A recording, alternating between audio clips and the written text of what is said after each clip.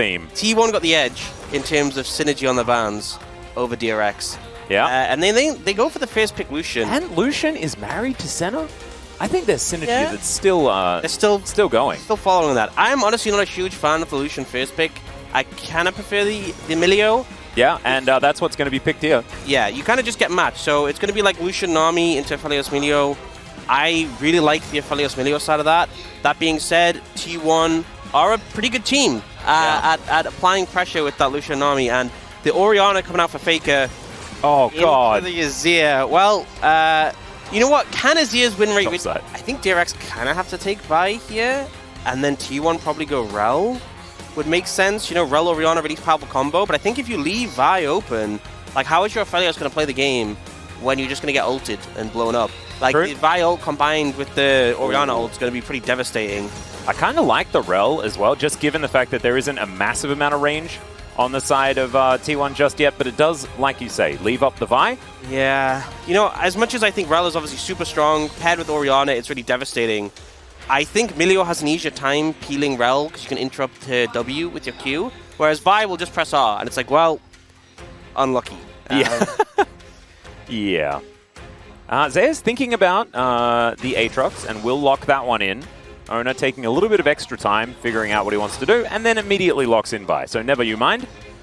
Yeah. One final pick, as Rascal does have counter into the Aatrox, and Yone being considered. That would be a gauntlet. This feels like you could just go Cassante, but I feel like he's opting into the duel to the death. Yeah, he saw that 10 solo kills, and he's like, oh. No. Yes. Yeah, sort of. Jax is okay. The middle ground. Yeah. Pull out the middle ground. You know, if Yone's on one side, Cassante's on the other, Jax is somewhere in between. Yep. Does like to do fighting, even though he doesn't have a real weapon. Yeah.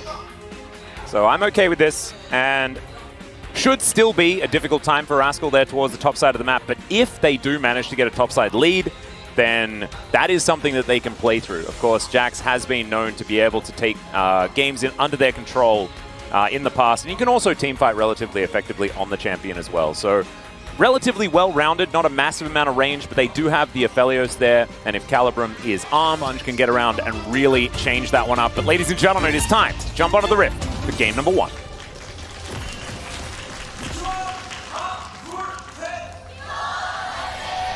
수환사의 협곡에 오신 것을 환영합니다. DRX fans, full voices here in LoL Park today. T1, of course, tend to drown everyone else out, but still, you can see relatively even when it comes to the volume. That is great to hear. As Owner and Sponge, very close by, as we have a 5-point defense system, an oldie but a goodie. Sponge actually going a little bit deeper. Cheeky ward. Yeah, like that, like that. Get that information early. Finds an Infernal Chain, cut the video, and Gumayusi taking a bit of damage here. Good fire kick, and actually Teddy going forward. A couple more autos and he's dead, and that's first blood for the bottom lane of DRX. That's not even silver lining. That is just great. Yeah, fantastic. Teddy and Pleta winning out the 2v2, and this is one of the weaknesses of Lucian Nami in the early levels. You don't have the burst to 100-0. Could have just been a dead Pleta. But didn't want to go too far, as of course Teddy was up and available. And Sponge going to be able to take one of these Void Grubs. Owner going to deal with the remaining 2 by the looks of things. Wants to push him out, but you can see Satap, he's going back, doesn't have teleport. Faker's still here. So that does mean that this is very dangerous for Sponge. Yeah. That's just one grub apiece. A piece. Kevin, Steve, just both taken away. Bob just by himself. The big thing with getting the first Void Grub is that... Oh, okay. A minute. Rascal gets a flash out of Zeus here on this top side. Oh, no. And Owner is back again. That is going to be a secure. Very nicely done there by Sponge. Collects 2 of them. But yes, what's good about taking the first one? Oh, Satab is... That's not the lane. That's the river.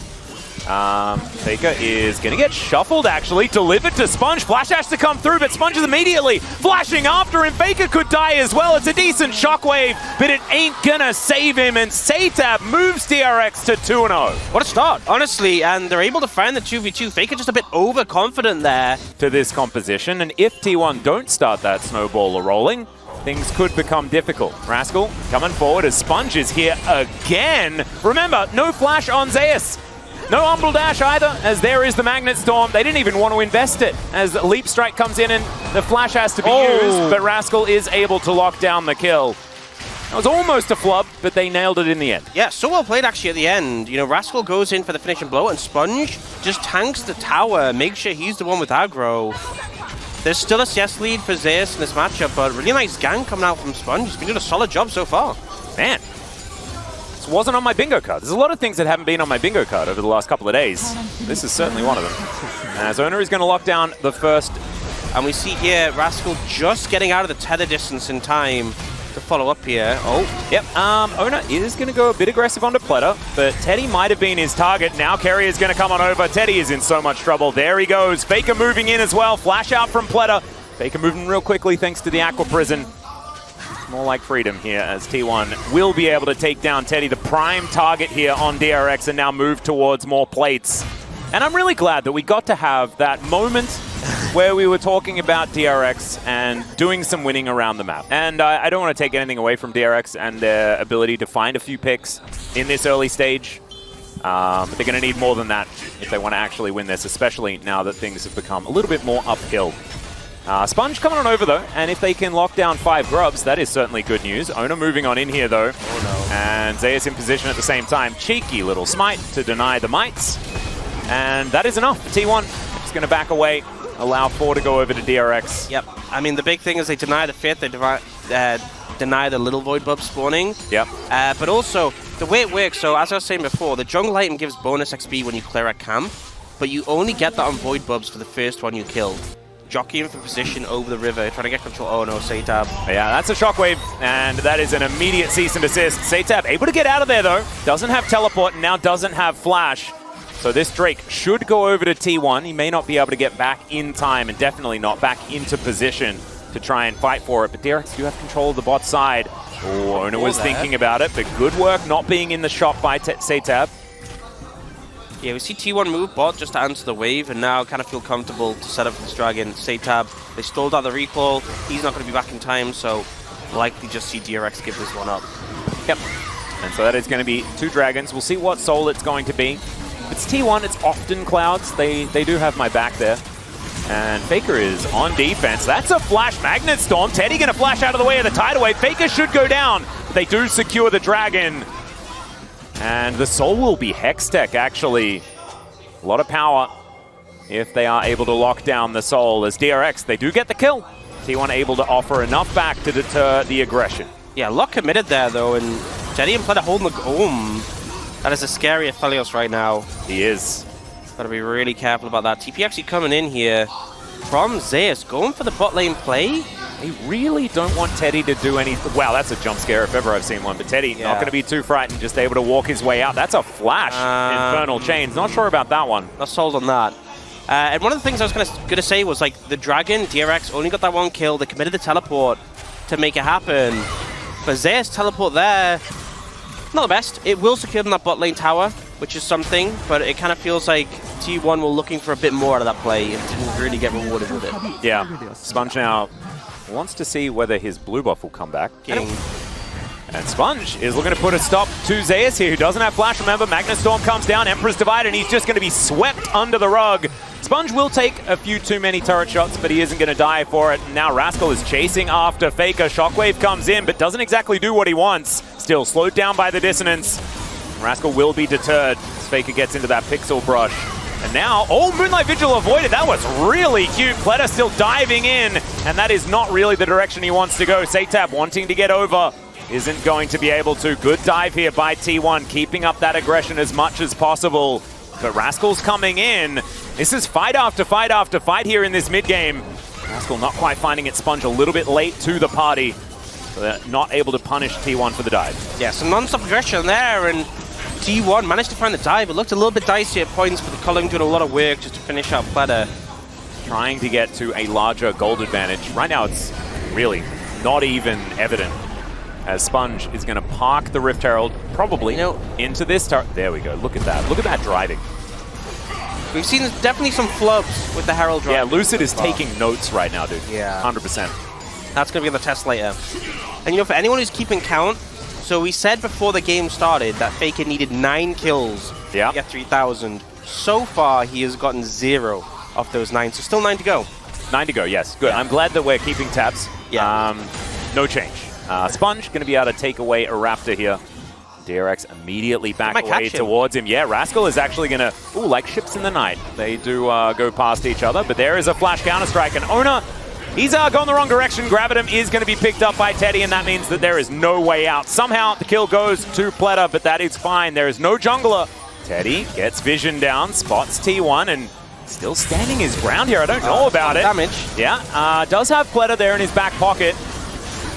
Gumayusi able to offer a lot back. So, without Smite, they do have Teleport, and T1 is still wanting to fight for this one. That's a flash over the tidal wave.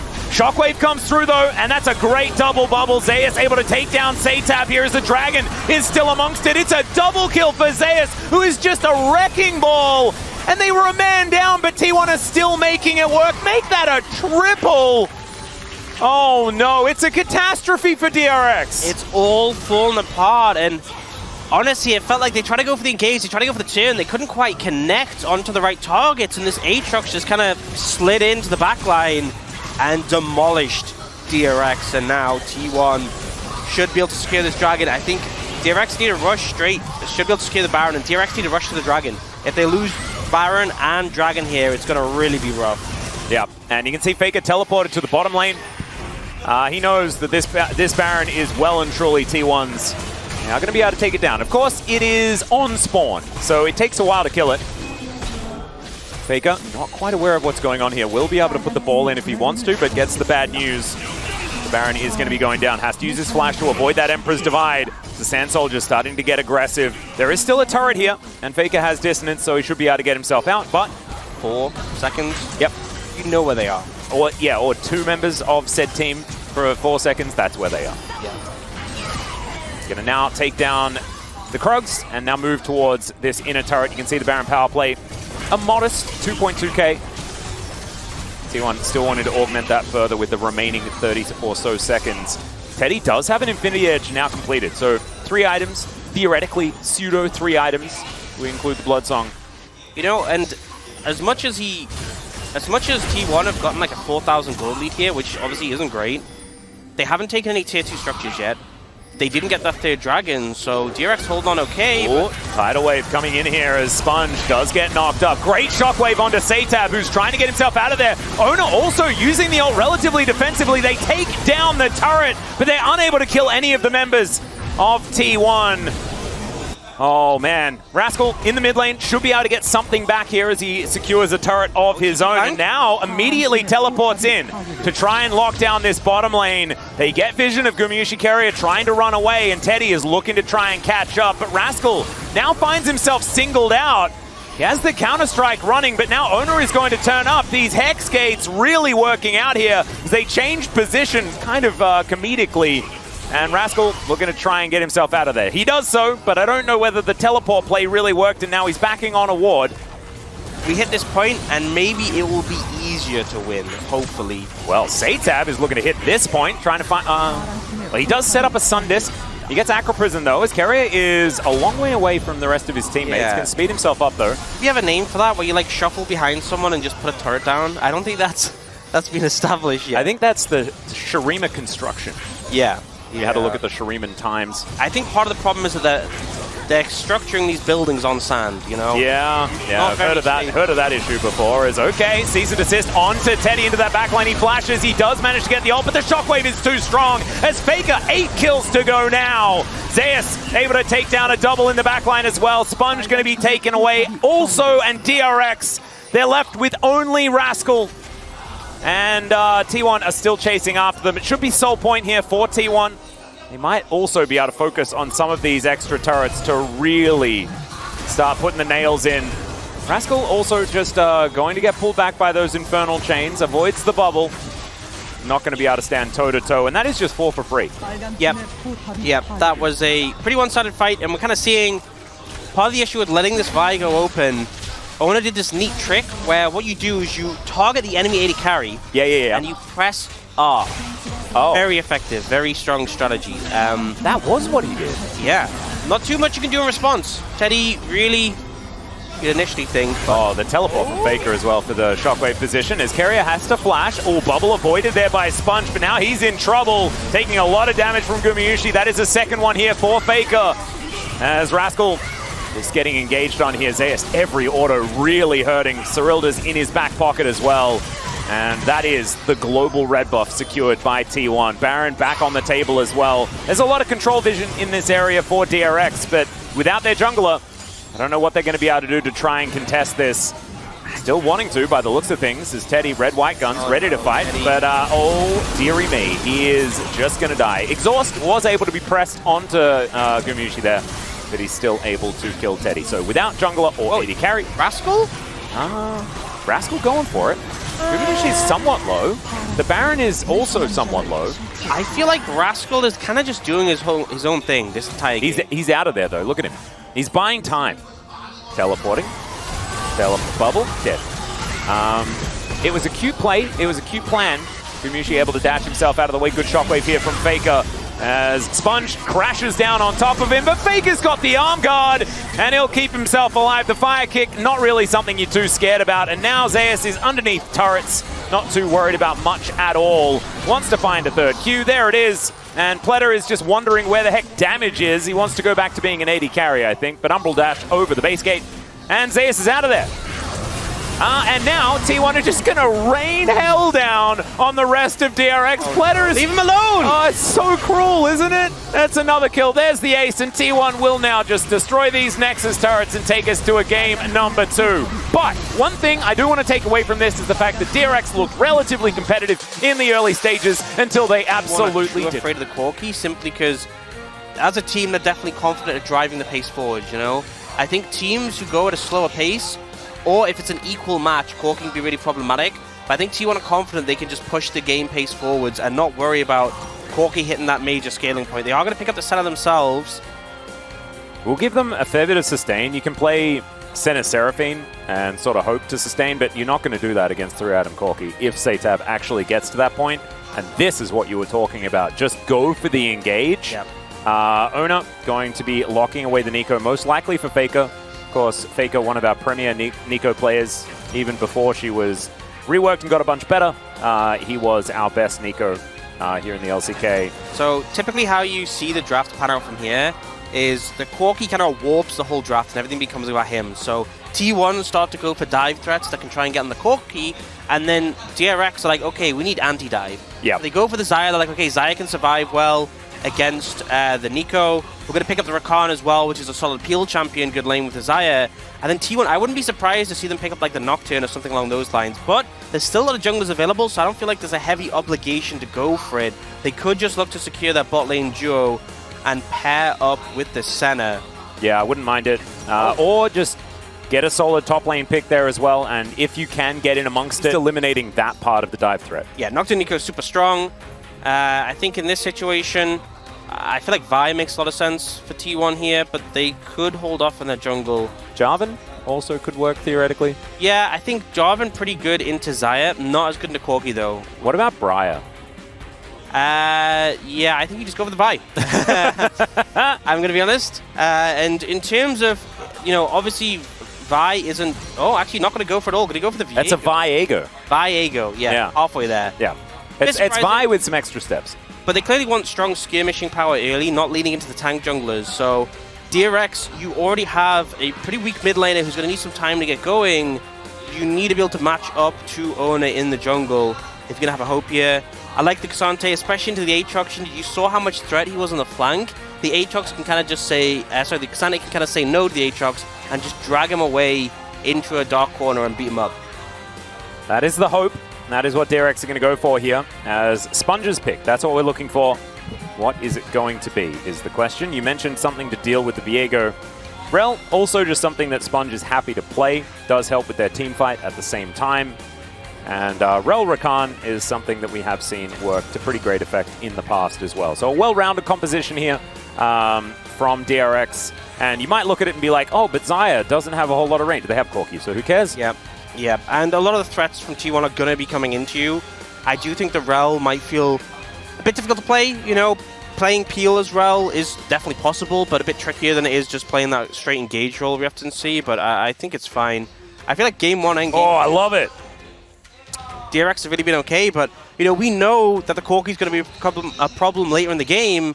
Now you have this super scaling bot lane of the Ornn and the Senna. And realistically, I don't see Zayev or Khan providing that much threat to them. And the Senna Ornn is something that we saw Deft and Barrel play already, but what I wanted was the sneaky swap. Because Zeus' Ornn is so good, and he could just play tank v tank there towards the top side of the map and still do a good job, and then play Senna Aatrox in the bottom lane. I'm not sold. Not sold? Not sold. Yeah. I don't think Aatrox will have too much fun. So, an opportunity here for SaTab to strut his stuff on the Rift with the big Corki. Let's get into game 2.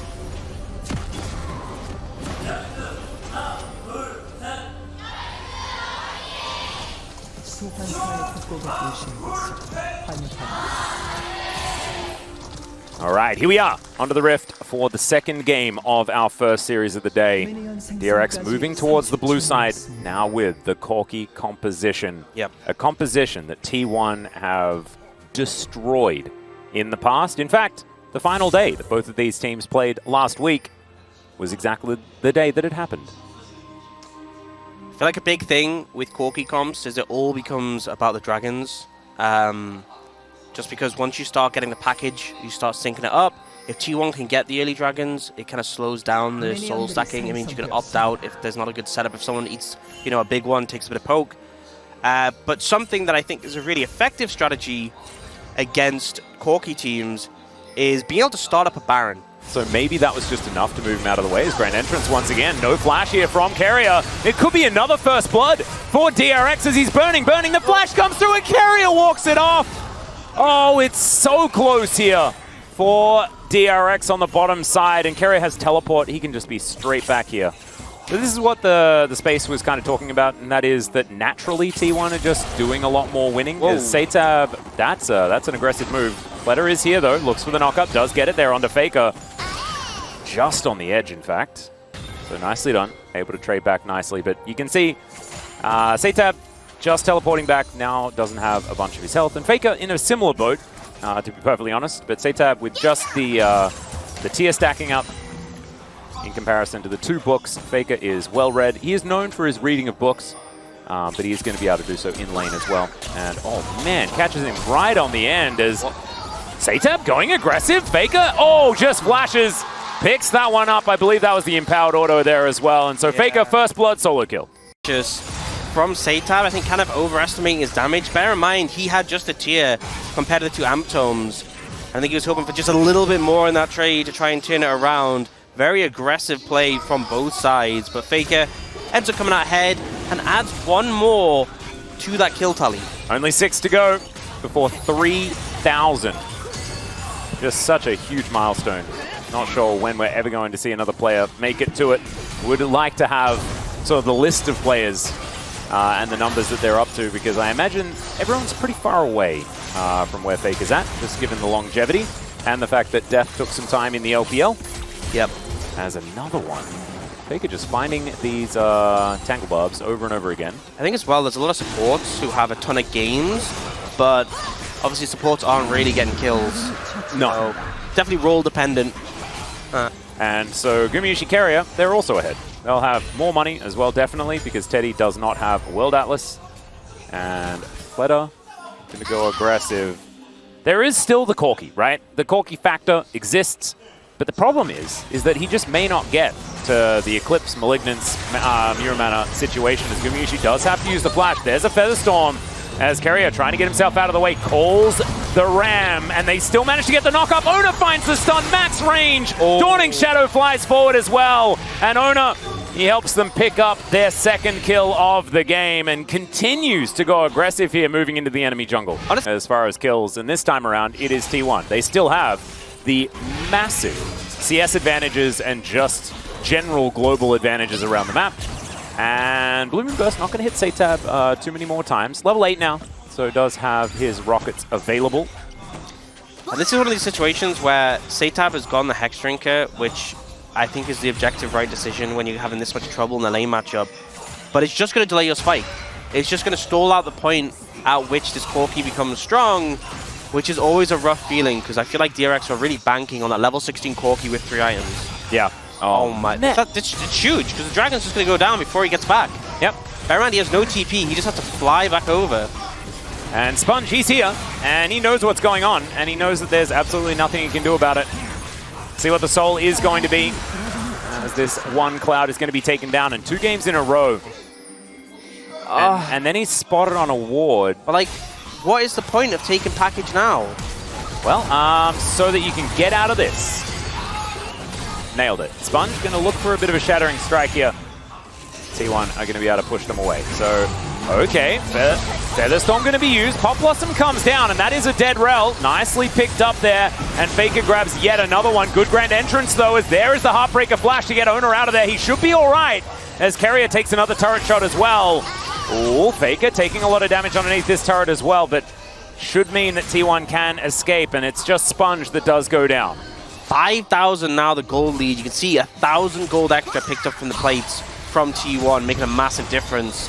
Yeah, just kind of ridiculous. But I just feel like the most frustrating thing is that DRX still have a game plan, which is play for package around dragons and try and make that a thing, but you've just desynced it. So now either you skip next dragon and wait for the following one to have package, or if you just keep picking it up off cooldown, it's never going to be synced again. Nope. I also just don't really like the whole situation at all, but maybe desperation here from SATAB wanting to try and win some sort of skirmish. But T1, they managed to win that, and now they're pushing even further. This inner turret, man, that would be pretty backbreaking as far as an advantage. And Carrier is also just using his hammer on this inner turret in the bottom lane, and there's no one there to answer. Yeah, he's actually probably just going to get that with some support from his AD carry. Yep. Gumushi should, like, a couple of autos. Oh, just 1 and a Q. Yeah, this is not going well. I'm going to put it in the cons column, absolutely, when it comes to DRX early games. Okay, now they're going top. Yeah, Owner is going to be able to get SATAB here. Does use the flash, but there's the stun. And is he able to do anything? The answer is no, and he also gives the assist over towards Gumushi as well. Then you got to think that SATAB could have gotten away, but everything connects. They get it, and now a free dragon. No package to worry about here.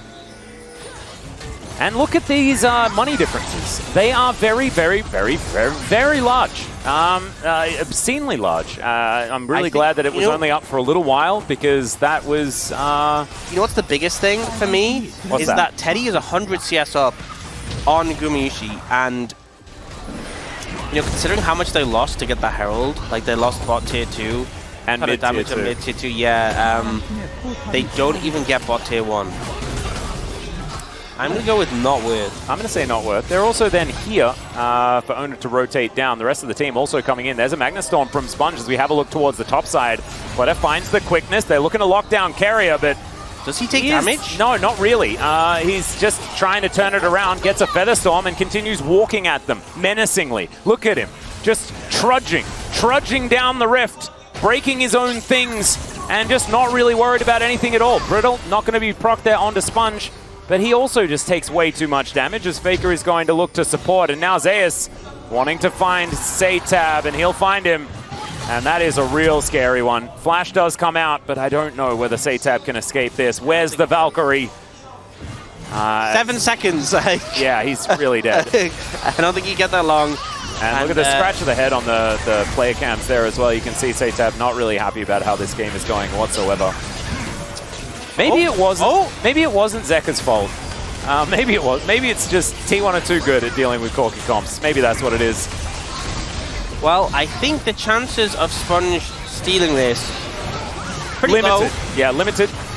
Those procs, though, maybe no, he doesn't even get those. All right. Well, the Ram comes down. They do manage to catch Platter here as Ono looks for a little bit more CC. Heartbreaker comes down. Rascal going to be the next target here as Teddy takes the base gate. Yep, Faker is after him. There's a Pop Blossom. Teddy able to avoid that, and that will be able to keep him safe. But he needed Ghost and he needed Flash in order to get out of it.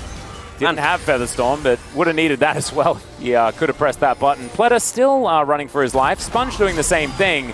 And yeah, this is a difficult game here for DRX.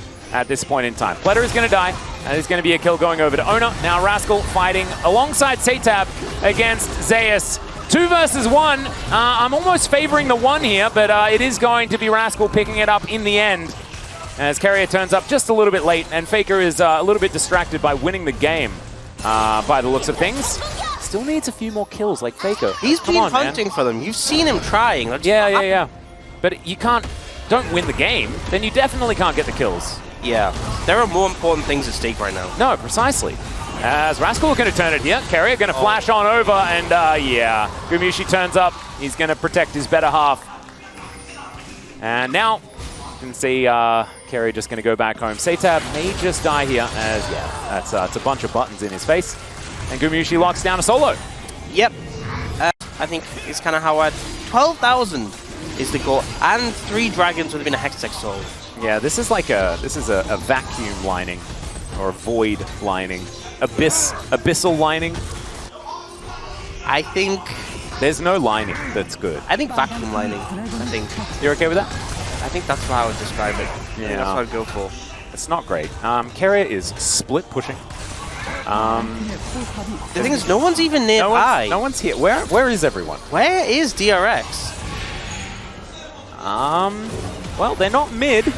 That's dead. Well, there's one of them. Yeah, there we go. So Rascal is going to find Carrier, and Carrier is going to ignore him. I'm pretty sure Rascal pressed a button, but I'm not entirely sure. Pop Blossom going to be channeled here as Sponge is going to dive on into it. Looks for a last-ditch attempt as Faker goes golden. He picks up another kill here. That's his 3rd for the game, but he will end up going down. Good package there from Satab, but now he's on the wrong side of this one. Knockup is going to come through onto Zeus. Blade Caller is good, and Zeus will be taken down.